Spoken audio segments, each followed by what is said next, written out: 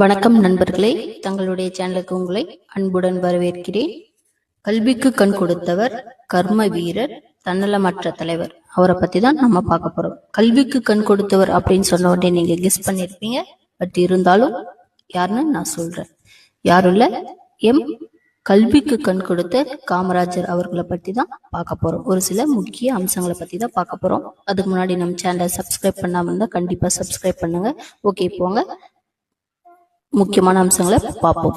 அதாவது ஃபர்ஸ்ட் 3 முறை தமிழக முதலமைச்சரா இருந்திருக்காரு, 4 முறை MP, 5 முறை MLA, 12 முறை தமிழக காங்கிரஸ் தலைவர், 5 முறை இந்திய காங்கிரஸ் தலைவர்.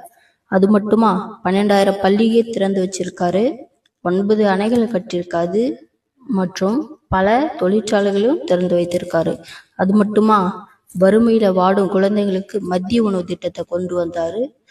தெருதோறும் வீடுதோறும் பல சிறு கல்வி கூடங்களையும் திறந்து வைத்தார்.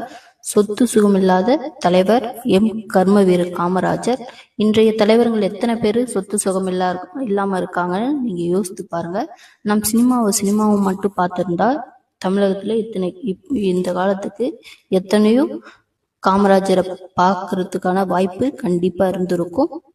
சிந்திப்போம், செயல்படுவோம். நன்றி, வணக்கம்.